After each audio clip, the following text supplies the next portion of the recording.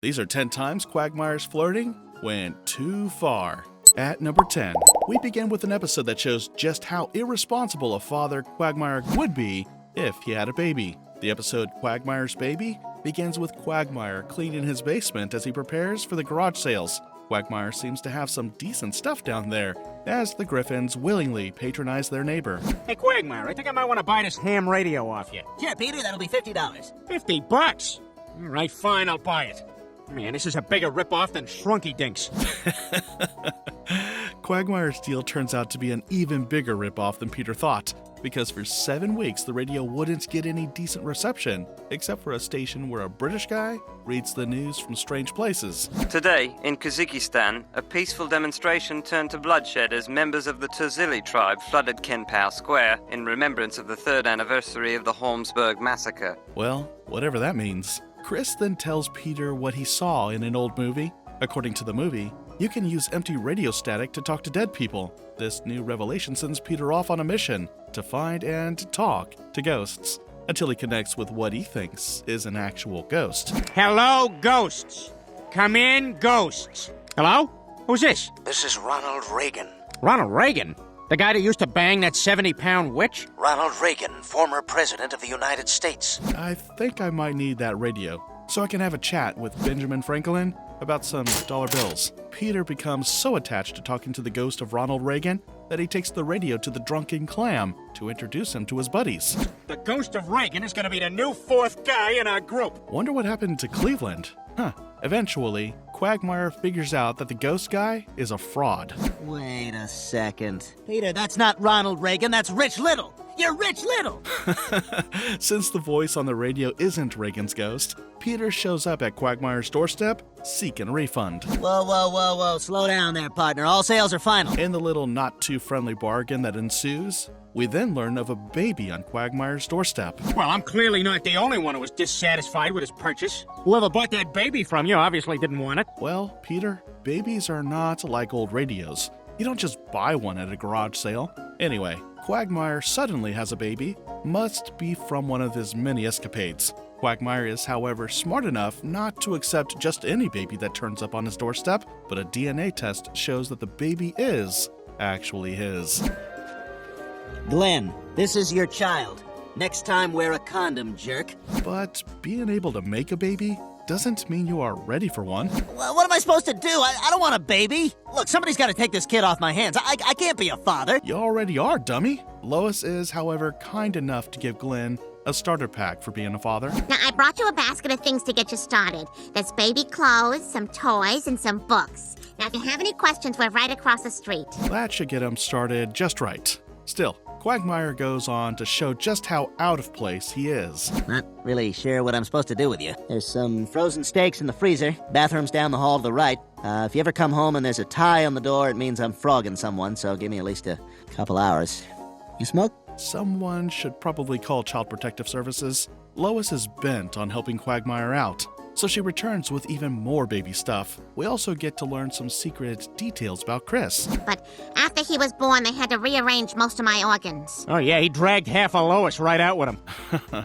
I always knew Chris was a handful, just didn't know he was this massive. Moving on. Having a baby doesn't automatically make you responsible, at least not in Quagmire's case, because he is still in his old habit of sleeping with anything in skirts. Hello, Candy. Hi, Glenn. Come on in.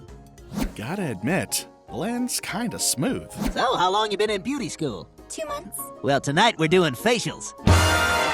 Oh jeez, I guess at this point, I need to apologize. Should have warned you from the start that this video might not exactly be suitable for everyone. Thought you already knew that though. Unfortunately for Quagmire, this baby interrupts his moment. He is forced to go take care of the baby, and on his return, it's game over. Damn kids kept me up every night for 2 weeks. Now, where were we? Giggity. Yeah, I meant game over. So Glenn wakes up to a message informing him of his missed opportunity, and ever the selfish bachelor, he only thinks of himself. That's it. That kid is out of here.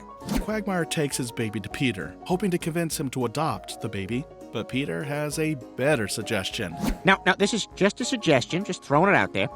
Have you considered abortion? Peter, I think it's too late for that. Peter always finds a way to showcase just how clueless he is. Yeah, but you can't really abort a live baby. Oh boy, they have got you. Glenn, give her back to God. Since Peter isn't keen on adopting his baby, Quagmire takes her to the adoption center. Now, free from the responsibility of being a single dad, Quagmire heads off to the titty bar to celebrate. At the bar, he suddenly realizes that maybe he shouldn't have given his baby away. I think I might have made a terrible mistake. I abandoned my daughter. Why did I give away my only daughter? Maybe because you are a selfish person who only thinks of himself. So, Quagmire tracks his daughter down to her new home, where he realizes that maybe she's better off without him. He's not gonna go through with it. It's a nice family, and the kid'll be better off here. Clearly, Quagmire isn't cut out to be a father. Accompanied by Peter and Joe, Quagmire goes to the mall to pick out a new computer. But hours later, he calls Peter because he is having some trouble with his new computer. Hey, Peter, I need some help with my computer. I can't find my photos. Did you look under photos? What is that? It's a folder called photos. Yeah, I don't have that. I just have 40 folders all called new folder. Well, that's because it's a new computer. Usually, Peter is the dummy, but never write off anyone, especially Quagmire. Having crashed his new computer, Quagmire returns to the mall where we learn about his latest hobby. Haven't been stumped yet. Okay, I see what your problem is. I tried to buy a sweater online, and I think I got a virus. That's totally believable. Quagmire then finds out that he and the attendant have a thing in common. Personally, I'd recommend college Latinas. I mean, I want to see Latinas, but I also want them to Speak speak English, Yes, exactly. And in true Quagmire fashion, he just wants to get in between her legs. But first, they begin with a dinner date before well, let's skip that part for later. Quagmire wakes up the next morning to discover that his newest catch is some kind of freak. You roofied me? Are you mad? No. I'm in love. Well, I guess drugs unite people, and Quagmire's finally found a woman that's as wild as he is. Sonia, honey, stay right here. I just have to go to the bathroom. Wait, Glenn? Take this wine glass. We can use it later. She might even be naughtier. Like a teenage boy who's found love for the first time, Quagmire runs to Peter and Joe to tell them all the wonderful tales of Sonia. Peter tries to warn Quagmire to slow things down a little, but Glenn is so smitten by Sonia, he isn't ready to take any advice. Instead, he and Sonia take kinkiness to a whole new level, having sex in his high school basketball court and every place possible. But soon enough, Quagmire starts to realize that maybe Sonia is a bit too kinky for him. I want you to have sex with your father. What? Yep, and I'm gonna watch. Are you crazy? No! No way! But Sonia convinces him to do it. Glenn, remember, the thing we love most about each other is that we push each other way beyond our normal boundaries. So we can't tell if after her speech Glenn actually does have sex with his father, but moving on. Quagmire shows up at the Drunken Clam, but this time he isn't as excited as before. We discover that Glenn has been assaulted by his girlfriend, but he's too scared to ask for help. One thing is sure, Quagmire's gotten himself more than he bargained for. Next, we see Sonia track down Glenn to humiliate him in front of the clam. Well, but certainly some word has got to mean no. This is one of your fantasies, right? Public humiliation? Oh. It's sexy, isn't it? Sonia, stop, please! Come on, you love it. Look who's begging now. Sonia then tosses him inside the trunk and kidnaps him. A few days later, Glenn's dad, or is it his mom, shows up at Peter's place looking for Glenn. Quagmire's missing, and Peter didn't even notice it. Such a good neighbor. I've already checked Glenn's house and there's no sign he's even been there. I'm afraid something terrible has happened. Unable to find Glenn, they go looking for him at all the places they believe he should typically hang out in, but they all return empty-handed. Thankfully, they find someone with information as to where Glenn could be. Excuse me, did he just say Sonia? Yeah, it was his dog's name. Oh, I thought he might have been talking about this super kinky woman who's always down here trying to lure men to her sex slave shed. It definitely has to be that one. The strange man tells them about Sonia's unit at Quahog Storage, where she most likely is holding Glenn. So they find him at the storage unit all tied up. But Sonia isn't going to let them have him without a fight. She grabs Joe's gun, but unknown to her, Joe doesn't put bullets in his gun. Smart move, Joe. Hope it doesn't work against you someday. But I don't think Quagmire has learned his lesson. I guess what I realize from all this is that when it comes to relationships, I need to be the kinky one. Maybe they should have let him stay just a little longer. It's Valentine's season, and as expected, Quagmire isn't spending it alone, except that after the deed is done, he would prefer to be alone. Oh, you're still here? Yeah. After a wonderful night, I thought we could get some breakfast. Well, I guess she didn't get the memo, so Quagmire is going to have to read it out loud. Clearly you're not familiar with how this works. See, you're supposed to be already gone. There's no breakfast. Here, let me help you to the door. After throwing her out of the house, Quagmire gets electrocuted. And then, when he gets up, things are pretty different. That's weird. I look like a chick in that mirror. So, Quagmire has been transformed into a hot chick. The chick is so hot that even Joe can't help but to hit on her. Glenda Vagmire. Well, how would you like to spend 4 hours desperately trying to give me a muscular soldier? Worried about how everyone's treating him, Quagmire runs to the hospital, but even the doctor sees him the same. I recognize that hysterical tone of voice. Sounds like someone's having their monthly. All right, sweetie, let me just spit on my hand and we'll get started. But Glenn isn't one to be taken advantage of. Even when he looks like a broad, he prefers to be the one in charge. Well, he probably learned a little lesson from his encounter with Sonia. In the hospital, it finally dawns on Quagmire that there is nothing wrong with his mirror. Everyone actually sees him as a woman. This is the universe giving me what I deserve for being such a pig all the time. He then makes a vow. From now on, I'm gonna do things differently. But we all know Quagmire isn't going to change anytime soon. In the episode The Giggity Wife, Peter, Quagmire, and Joe head off to Harvard University's dining hall in hopes of getting free food. No freaking way. They have breakfast for dinner. Lois never lets me do that. Well, now's your chance. After dinner, they head to the Harvard bar before ending up in a strip club. Hey, what can I get you fellas? Hey, what do you say we get some shots? Yeah, let's get wasted! Seems like Joe has been waiting for this night all his life. And true to Joe's predictions, they all end up wasted. Oh, hey, Stewie. Hey, sometimes when daddies drive home drunk, they come from far away places. But it's okay, because they didn't get arrested and they're still kind of drunk, so they think it's okay. If you think Peter had it worse, wait until you hear what happened to Quagmire. Oh no. You mean? That's right, baby. As of last night, we're man and wife. By the way, I need you to call my pimp and tell him I quit. Oh my god, I married a hooker? Looks like you did. Quagmire was so wasted that he got himself hooked. All right, bachelor party. Come on, back to Boston. So, Quagmire, who's still struggling to accept that he did get married to a hooker, tries to explain to his new wife that his decision was a result of intoxication. But she isn't exactly the type to let go easily. Like hell we do, sweet cream. This is just what I've always wanted. To settle down, find a husband, and live the married life. And now, I got that. Dreams do come true after all. Since pleading doesn't appear to be working, Quagmire tries to invalidate her claims. But she sure did come prepared. I got a marriage certificate right here. It's legit. And it looks like I signed one of the witness lines and Peter partially signed the other. Such good friends Quagmire has. Worried about his unfortunate condition, Quagmire decides to take drastic measures. This whole thing is a complete disaster. In fact, you know what? I gotta go down to the courthouse right now and file for divorce. This thing ends now. But Joe talks some sense into his head, letting him know just how terrible his plan is because Quahog's divorce laws do not favor men. I don't think I know anywhere in the world where divorce laws favor the male gender. Joe, however, suggests a way out of the mess. Sorry, Quagmire, but the only way around the law is if the woman consents to a divorce. He didn't say the solution was going to be an easy one. Since there is no easy solution, Quagmire concedes defeat and tries to at least give the marriage a chance. After all, it can't get any worse than it already is. But first, he takes Charmise to the hospital to get checked. Next, he gives her his credit card to go shopping. However, you can take a hooker off the street, but you cannot take the street out of the hooker. I would like to pawn all these clothes for crack money. As a good supportive friend, Peter invites the new couple over for dinner. And at dinner, everyone tries to get a piece of Quagmire's wife. But Chris maybe takes it a little too far. I have $3.74. Do something to me.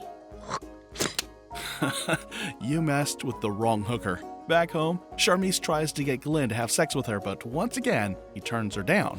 What? You're never in the mood. We've been married 2 weeks and we haven't done it since that first night. I haven't gone 2 weeks without sex since I was in a coma for 6 weeks. Someone needs to tell Charmise that the first night happened only because Quagmire was wasted. During their married people's argument, Charmise tells Quagmire how she has zero intentions of being with a gay fellow. Sensing an opportunity, Quagmire, who would rather be single, immediately pounces on it. I see.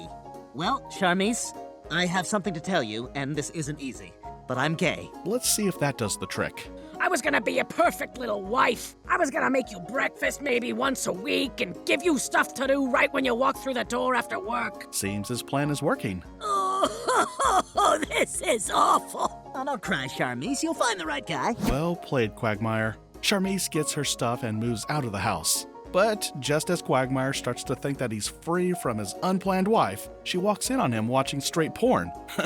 Apparently, gay people don't watch straight porn, or do they? Never mind. God, what are you watching? That's straight porn. Glenn insists that he is gay, and Charmise demands proof. If you're really gay and you want that divorce, all you gotta do is one thing. Let me watch you have sex with a man. I knew Glenn was about to land himself in trouble. Well, since he's already made up his mind to get the divorce, Glenn agrees to the deal. But he's sure gonna need some help. Who else to play the part of his gay lover than Peter? Peter agrees to Quagmire's request to have sex with him in the presence of his wife, but, as expected, the pair struggle to hit it off. After their poor showing, Charmise, who already figured out that Glenn isn't gay, decides to grant him the divorce. I see that now. And the truth is, if you're willing to go this far to get a divorce, then maybe we shouldn't be married after all. Quagmire gets lucky this time. In Teagues for Two, Lois sends Peter on a simple errand to get her clothes from the Chinese dry cleaning shop, but Peter messes up the whole thing. In a true display of stupidity, Peter ends up getting arrested after breaking into Mr. Washy Washy's house, hoping to steal a shirt. He's lucky he didn't get his head blown off, so Brian shows up at the police station to bail him out. And in the lobby, he sees a beautiful woman. So, what are you doing here? I'm picking up my friend, Peter. Are you picking up a boyfriend? No, actually. I got arrested. I'm Denise. I'm Brian. That went quite well. They exchange phone numbers, and an excited Brian tries to prove to Lois that he's got an actual date, but he gets a no. Devastated by the rejection, Brian turns to heavy drinking, the classic plot for broken-hearted men, or dogs. Let's just say males. I'm drinking because I'm sad. Because I'm never gonna meet the right woman. Because I'm gonna die old and alone. So Peter advises Brian to take lessons from Quagmire, who we all know is the ladies' specialist. Well, listen, instead of sitting here feeling sorry for yourself, why don't you take Quagmire's class on picking up chicks? At first, Brian is a little hesitant to take the class because Quagmire hates him, but he eventually agrees to it. You wanna know how many times I've been laid since last night? 60! Why? Because I'm not trying to be a girl's Prince Charming. I'm trying to be that big mistake they made at the bar last night. I think I might need to attend that class myself. So Brian shows up to class all excited and ready. Hey, I don't want you in here. Too bad. Here's my class receipt. Now teach me how to find love. I didn't think it was going to be a paid class, though. Later that day, Quagmire takes his students to the bar for what is supposed to be their practical session. You're up, Brian. Now go hit on that fat chick. What? Why? Do it or you get an F. Well, Brian doesn't do too badly. Next, he gets a wardrobe makeover in hopes of being noticed. I know. Quagmire told us to dress flashy so girls would notice us. I don't think he meant you should show up looking like a 1990s rap artist. But tonight's the real test. I'm gonna try out what I've learned on Denise. Looking all dressed to kill, Brian shows up at the club and instantly hits it off with Denise. Guess Quagmire's class is worth every penny. I have to admit, Brian, I'm glad you called. I sort of missed hanging out. Call me the Paw. That's what I go by now, the Paw. Brian could be needing a studio session real soon. He, however, gets a bit too into character and pisses his date off. Shut up for a couple minutes. I'm gonna look around. Brian, you're being kind of disrespectful. Relax, baby. Hey, check your phone. I sent you something. Oh my god, is that... Any woman would be traumatized by that. Fed up with Brian's rude attitude, Denise walks out on him. It's obvious you're just another typical jerk. Denise, wait! Following his disastrous date, all thanks to Quagmire's teachings, Brian shows up in class really mad at his teacher. You're a son of a bitch! You're teaching us all this crap about how to get women, and it's all a bunch of bull! Quagmire then sets the record straight. His teachings are to get laid, not to find love. Unfortunately, Brian was applying these principles for the wrong cause. In addition to the clarification, Quagmire tells Brian his own sad love story and how he lost the one woman he has ever loved. I've about had it with your petty jealousy. I'm starting to think this relationship is a mistake. Well, maybe it is! Notice anything different about Quagmire? He sure did look like a total loser back then. Meanwhile, Glenn gets a surprise visit from his one true love, Cheryl. But it's not exactly the kind of visit he would have expected. That's because he finds out that Brian's now her new boyfriend, and this is his way of getting back at Quagmire, who he blames for his misfortunes with Denise. Hey, Cheryl, get your fat ass over here before I dump you. He's so bossy, I love it. As expected, Quagmire is so mad at Brian for the somewhat unnecessary show-off. But what he does next is kinda low for a man of his standard. You dirty bastard! I always knew you were low, but you're nothing more than a backstabbing junkyard cur! Someone's visibly pained. Since it's now a game of being petty, Quagmire shows up to interrupt Brian's date with his own surprise. He arrives on the scene with his new girlfriend, who also happens to be Brian's ex, Jillian, with the atmosphere already charged up. Their egos get the best of them, and they end up getting into a needless brawl. Hey, if you guys are so close, maybe Jillian should know that you teach a class in picking up women. And Cheryl should know that you took that class. Never knew Brian's got such a bad mouth. With both of them acting like irresponsible boys, their dates walk out on them. Eventually, Brian and Quagmire reconcile, but it's a bit too late as they both lose their girlfriends. Well, hey, listen, Cheryl actually drove me, and I spent all my cash in the restaurant, even though you said you'd pay. So, would you mind giving me a lift home, buddy? Well, maybe reconcile was the wrong choice of word?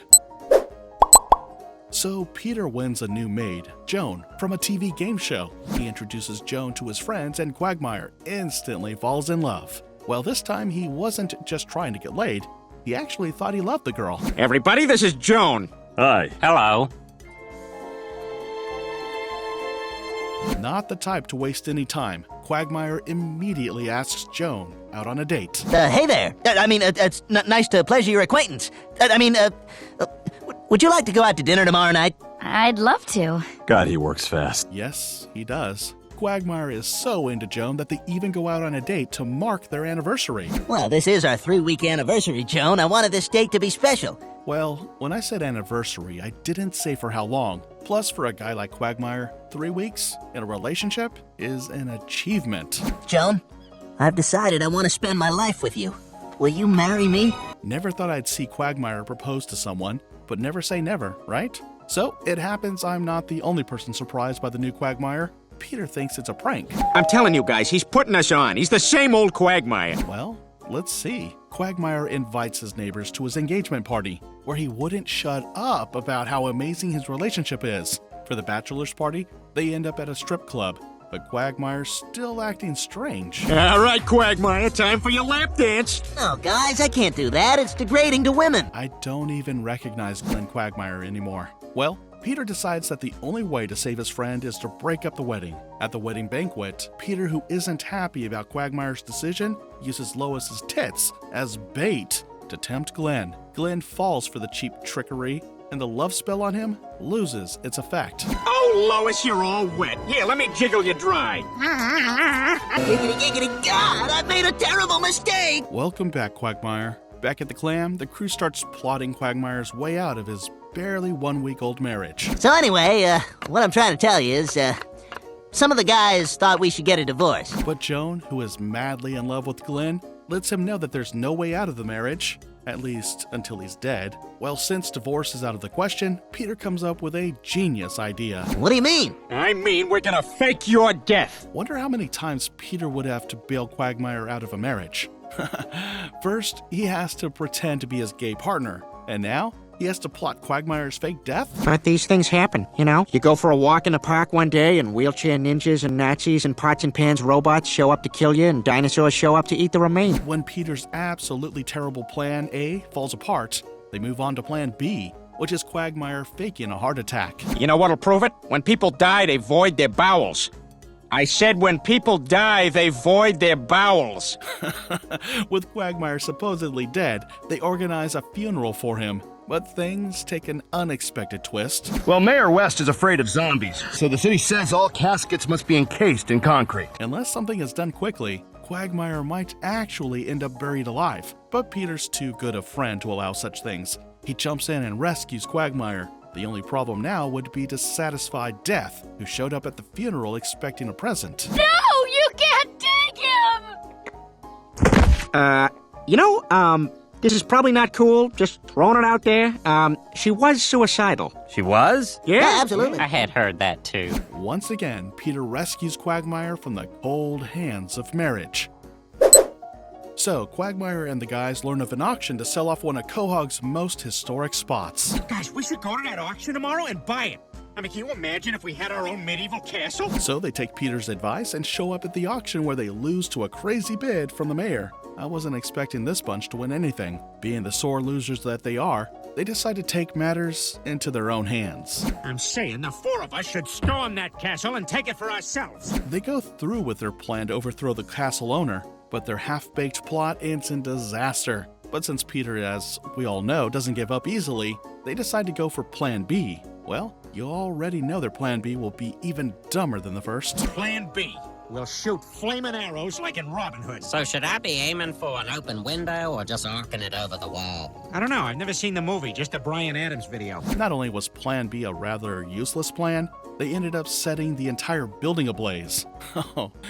After destroying the mayor's latest acquisition, they head over to the Drunken Clam where Quagmire learns about Tinder after he sees Mort hooking up with a chick way above his league. What the hell was that? Mort's getting laid?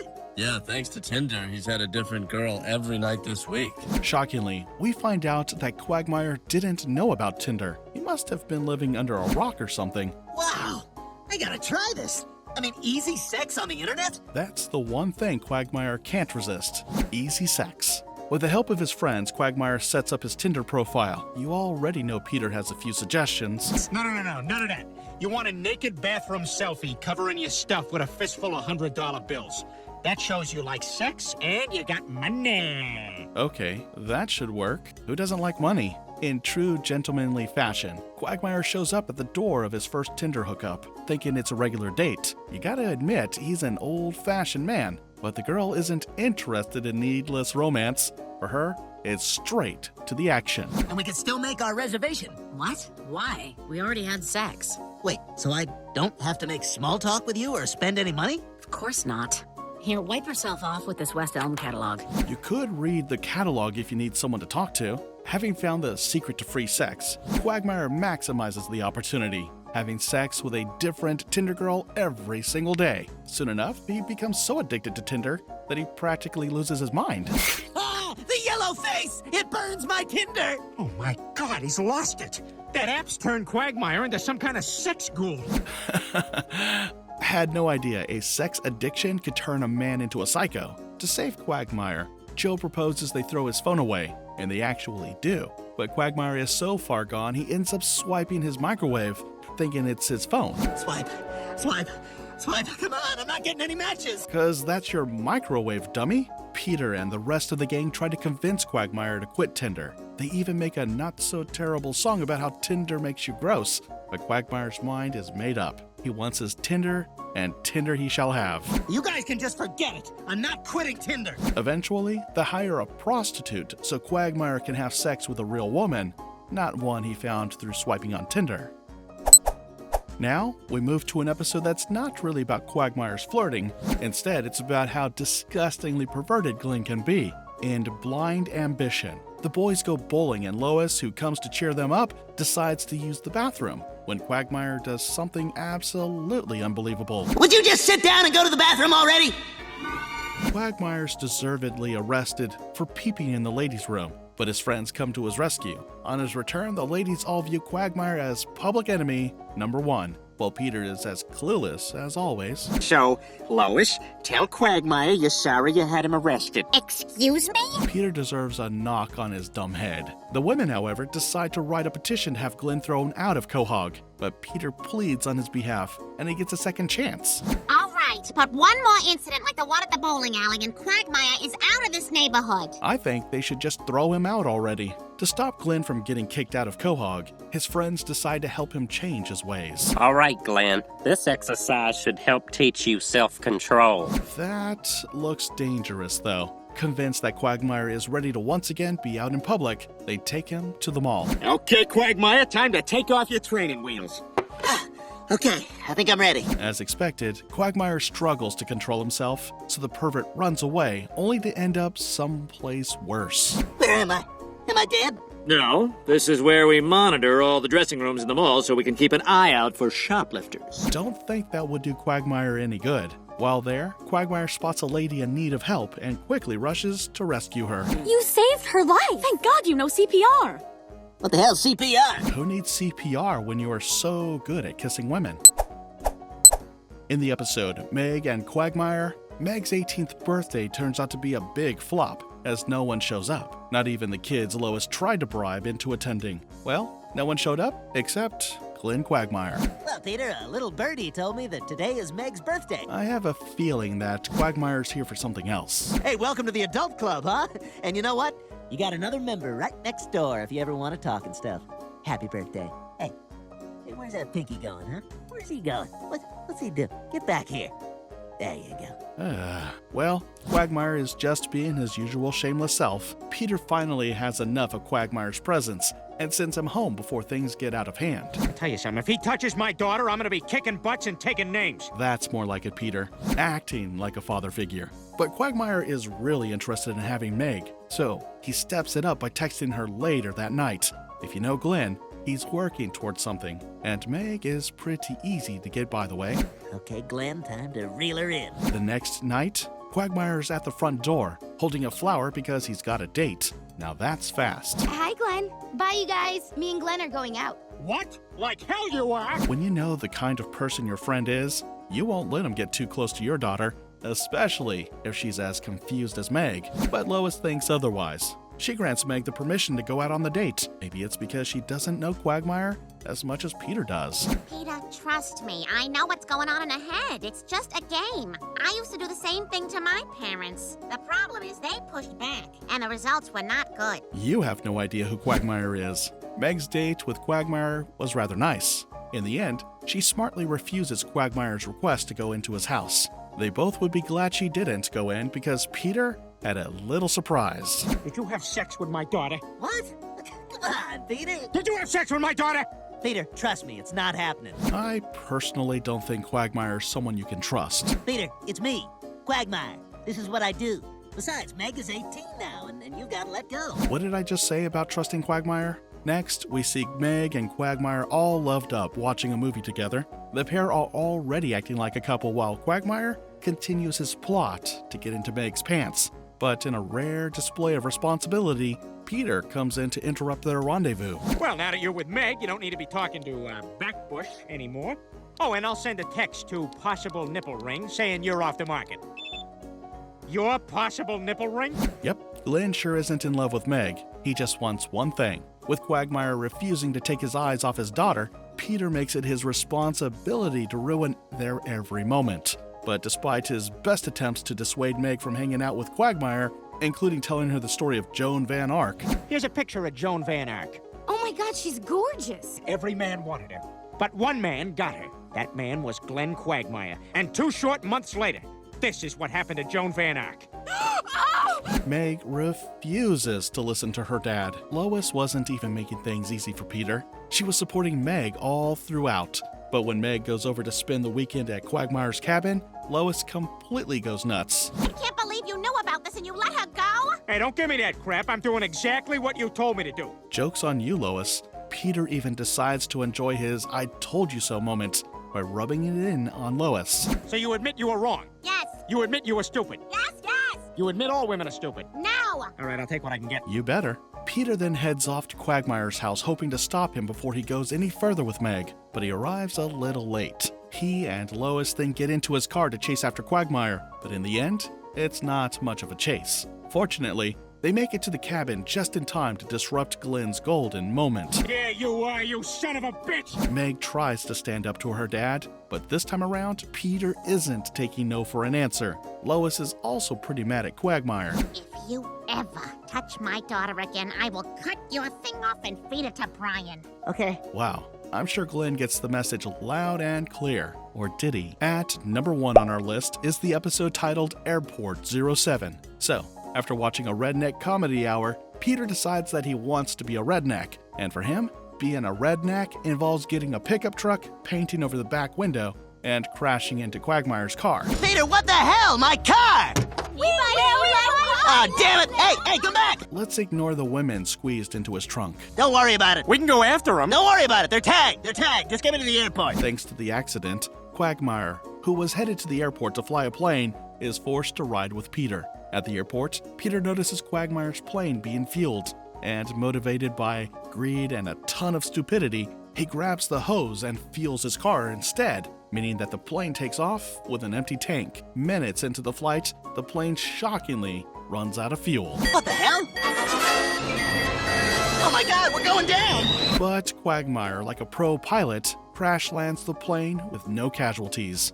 Turns out Quagmire isn't only good at getting laid. Unfortunately for him, after the accident, Quagmire's fired from work. Boy, Quagmire, I'm really sorry they fired you. I feel like this is partially my fault. No, Peter, it's perfectly normal to siphon jet fuel from an active runway with the intention of flying a pickup truck. Is it? Well, if you think so, 3 weeks after he got fired, Quagmire moves into Chris's treehouse after failing to tie down a new job. Well, I kind of moved in, if that's okay. No airline will hire me after the accident. I'm broke and jobless. And Peter's response? Quagmire, you belong in a tree. You're a nut.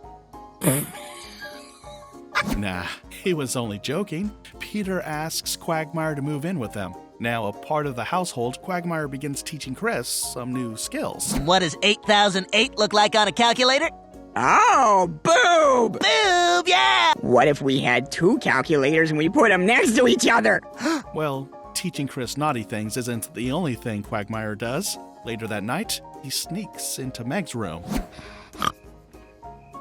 Didn't mean to wake you. Peter might have to keep a close eye on Quagmire. Meanwhile, after a month of accommodating Glenn, Lois starts to feel uncomfortable. She tries to get Peter to talk to him about moving out, but Peter tells her she's overreacting. And you can't spell overreacting without ovary. Because you're a girl. That's wrong though, but never mind. Frustrated by his inability to tie down a job, Glenn confides in his friends, who decide to help him out. And for the umpteenth time in Family Guy, Peter has an idea. Fellas, I think I have an idea.